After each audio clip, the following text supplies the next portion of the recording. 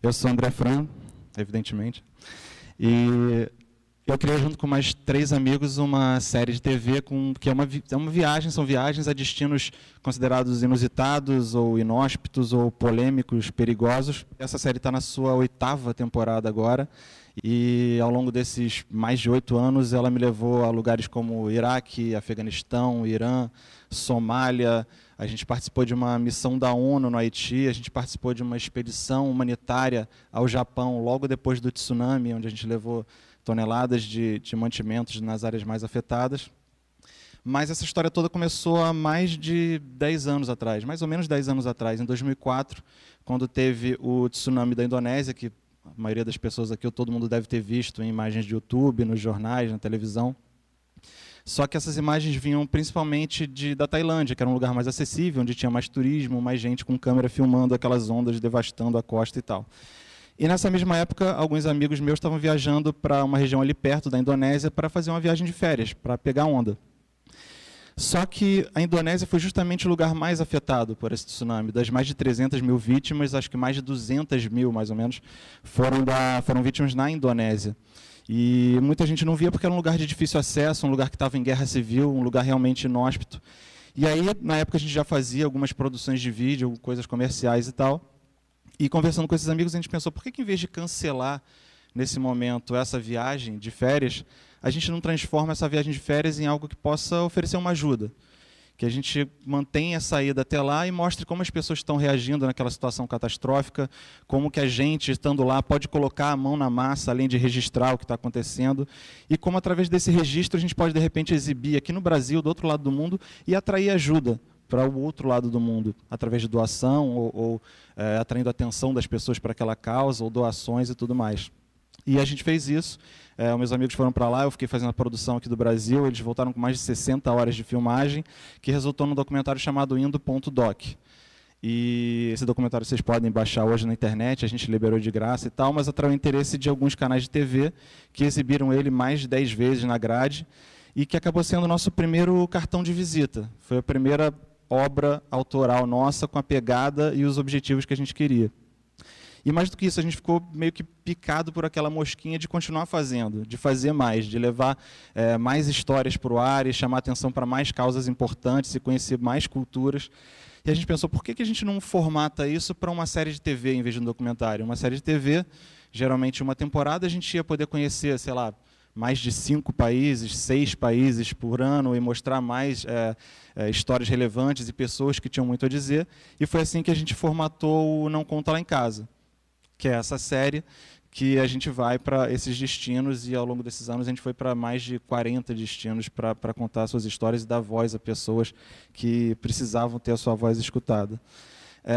Com Não Conta Lá em Casa, a gente, mais uma vez, tem sempre aquela história, fez um projeto para a TV porque queria aparecer na televisão, porque tinha feito curso de teatro. Não, a gente, pelo contrário, tinha mega vergonha de aparecer diante da câmera, não tem nenhum galãzinho na nossa equipe, como vocês podem ver hoje muito bem. Mas a gente queria contar essas histórias, era uma coisa muito pessoal nossa, um desejo pessoal nosso de ver isso com nossos próprios olhos e contar a verdade que a gente estava enxergando ali. A gente formatou esse projeto, apresentou para vários canais, também não tínhamos nenhum contato em televisão, aquela história, ele tinha um tio que trabalhava no canal X e que aí olhou o projeto dele com mais carinho. Não, a gente não conhecia ninguém, a gente catava o e-mail na internet, escrevia e chegava lá para apresentar, até que um canal resolveu embarcar com a gente nessa, e assim nasceu o Não Conta Lá em Casa. E o Não Conta Lá em Casa tem alguns objetivos básicos, e isso desde a origem dele lá atrás. Eu acho que o principal era que a gente queria passar, a gente acreditava que o público queria, principalmente o público jovem no Brasil, que era o público que a gente falava, queria sim ter acesso à informação, à política, a culturas diferentes e a histórias diferentes, só que estava cansado de receber essa informação naquele formato meio careta, uma geração criada no ritmo da internet, acostumada com videoclipes, na velocidade do videoclipe. Então a gente achava meio aquela história do jornalista caretão com um microfone na mão, um colete à prova de bala, reportando de uma zona de conflito da varanda de um hotel, sabe? A situação aqui está pegando fogo, e o cara num hotel 5 estrelas mostrando a imagem que estava a 200 quilômetros de distância dele. E a gente também tinha um pouco disso, de querer mostrar as coisas mais mão na massa, sabe? De ter uma imersão maior nas histórias que a gente estava vendo e queria contar.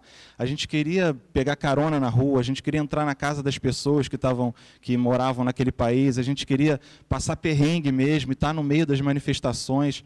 A gente achava que assim é que a gente ia verdadeiramente ter contato com a realidade desses lugares.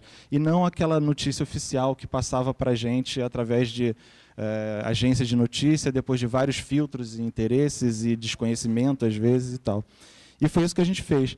E é interessante que alguns desses objetivos básicos que a gente conseguiu cumprir, e eu vou relatar alguns outros aqui bem rapidinho hoje, a gente conseguia perceber através de fatos pitorescos, assim, algumas historinhas engraçadas que ilustravam um pouco dessa nossa ideia.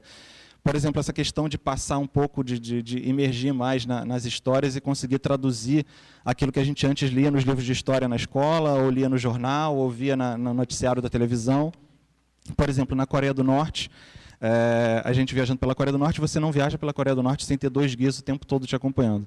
Você não dá um passo fora do seu hotel sem estar o cara lá, já te espera no lobby com um sorriso abertão para te acompanhar e seguir o roteiro pré-determinado por eles.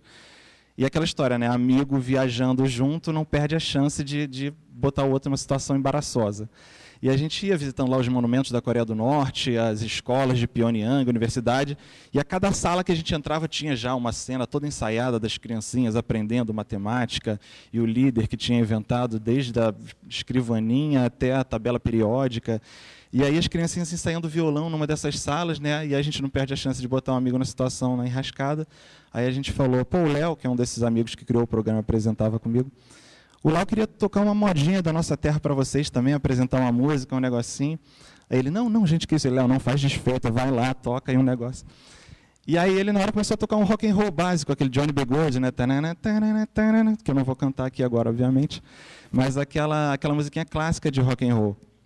E aí terminou de tocar lá, ele toca realmente direitinho, as crianças tentando imitar os acordes, assim, olhando maravilhado para ele. E a nossa guia, uma menina de 27 anos, super instruída, culta, falava inglês fluentemente, perguntou, olha, o que é isso que você tocou? Ele, eu toquei um pouco de rock and roll. Ela, rock and roll, toquei uma música de rock and roll. E ela nunca tinha ouvido falar nessa expressão. A expressão rock and roll para ela era algo completamente desconhecido. E essa é uma historinha engraçada, que pode até parecer curiosa, mas que acaba ilustrando aquela coisa que a gente vê na notícia de jornal, né? A Coreia do Norte é um país fechado, as informações de fora, eles são muito vivem numa ditadura que não tem acesso a relativização nenhuma. E aí a gente vê numa historinha dessa que realmente isso é verdade.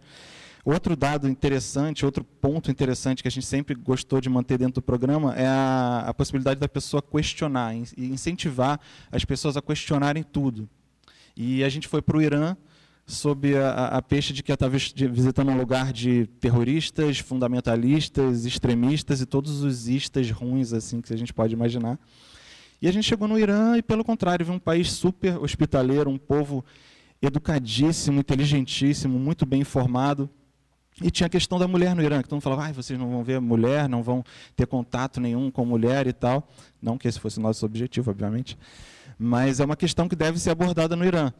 E a gente pensou, realmente vai ser difícil. No primeiro dia a gente fez amizade na porta de um hotel, tirando selfie, ajudou uma menina e tal, fez amizade com ela, começamos a andar com ela, com as amigas, pela cidade, por Teherã. E uma hora a gente se viu sentado, fazendo piquenique com as meninas numa praça de Teherã, coisa que a gente nunca podia imaginar. E elas conversaram com a gente, falaram, eu luto, participo das manifestações para eu ter o direito de escolher se eu uso o hijab, né, que é aquele lenço que elas usam até de forma super charmosa no Irã, para poder escolher se eu uso ou não isso. Mas eu confesso que se eu tivesse esse direito, eu continuaria usando. Eu acho que uma coisa que valoriza a mulher da minha cultura, uma coisa bem pessoal do povo persa. E aí a gente ouvindo isso ficou meio assim, né? Bom, será que ela não é meio, já não foi, sabe, lavagem cerebral, já não está meio influenciada e tal? E ela percebeu isso, virou para a gente e falou, olha, o que vocês acham, de repente, mais degradante para a figura feminina? Eu que tenho que cobrir a minha cabeça com um lenço, usar uma roupa mais comprida e, de repente, atrair o interesse do sexo oposto através do meu intelecto, da minha posição social, do meu papo, ou uma mulher no Ocidente que, de repente, não sabe fazer uma conta de 2 mais 2 e tem que andar semi-nua, rebolando na boquinha da garrafa? O que para vocês é mais degradante para a figura feminina? Aí, nessa hora, você fica assim, né? e, de repente, a verdade não está nem de um lado nem de outro, né? E esse é outro ponto que a gente gosta de abordar com o programa. É muito difícil de categorizar o mundo entre bom e mal, certo ou errado, ruim ou bom. E esse é um dos casos, né? De repente, o certo não é nem num extremo nem no outro, mas nas centenas e milhares de camadas de cinza que existem entre o preto e o branco. E outro ponto também que a gente sempre gosta de colocar no programa, através de situações e colocando a mão na massa, o pé na estrada e tal, como o ser humano é igual. Coisas que podem parecer uma diferença enorme, quando, por exemplo, a gente foi em Mianmar e fez amizade com um monge. E monge mesmo, aquele carequinha, cabeça raspada, que andava descalço, com a panelinha dele e tal. A gente entrou num cybercafé para ver e-mail, sei lá o quê, estava um monge lá no computador, ele falava inglês, a gente pediu uma informação, e ele falou, pô, eu falo inglês, de repente, será que eu não posso passar o dia com vocês? Eu pratico o meu inglês, apresento a minha cidade para vocês. Então a gente, pô, só se for agora, vamos embora. Partimos, nós 4 e mais um monge, andando pelas ruas e tal. E conversando com ele depois de 2 dias, é igual amigo de viagem, que a gente viaja, sei lá, para Búzios juntos, já fica íntimo. No segundo dia a gente já estava zoando o monge sacaneando a gente de volta, eu dava pescotapa no monge, o monge ria. Mas é verdade. E até no último dia a gente chegou, pô, vamos agradecer, né, a ajuda do monge e tal, levar ele para comer uma pizza. E tinha um restaurante lá, um dos únicos na cidade, que tinha pizza. Aí a gente foi lá com o monge na pizzaria, o monge, o que é isso aqui? A gente, isso é o talher, né, garfo e faca. Aí o que é isso aqui? Isso é o guardanapo que você põe no colo e tal, não sei o quê. E o que é isso aqui? Pô, isso é a pizza, monge. O monge não conhecia uma pizza. Detalhe que a gente conheceu ele no Cybercafé, ele tinha um perfil no Facebook, mas não sabia que era pizza. Mas é verdade. E passando todos esses pontos assim, e que a gente tenta, através dessas historinhas curiosas, passa sempre através de todos os destinos e todos os episódios que a gente passa no programa, eu acho que a gente mostra principalmente como é possível você interagir e atuar em algumas das grandes questões da humanidade que parecem tão distantes. O que pode parecer uma coisa imutável ou inacessível, gente, quem está passando por essa necessidade, ou quem está do lado do oprimido ou do lado do opressor, é gente como a gente. Sabe? É gente que a gente pode ajudar, que a gente pode estender a mão. E hoje, com ferramenta, não faltam ferramentas para isso, ainda mais com a internet. Sabe? A gente pode mudar situações que parecem completamente caóticas do outro lado do mundo e atrair a atenção do outro lado do mundo para as nossas questões. E a gente deve fazer isso, porque viajando também, além de todos esses povos maravilhosos, essas histórias incríveis, eu vi muita desigualdade, eu vi muita injustiça, eu vi muito desequilíbrio. Não falta nada no mundo, só tem um desequilíbrio. E a nossa obrigação, eu acho que a nossa obrigação é ajudar. E não precisa ser com um programa de TV.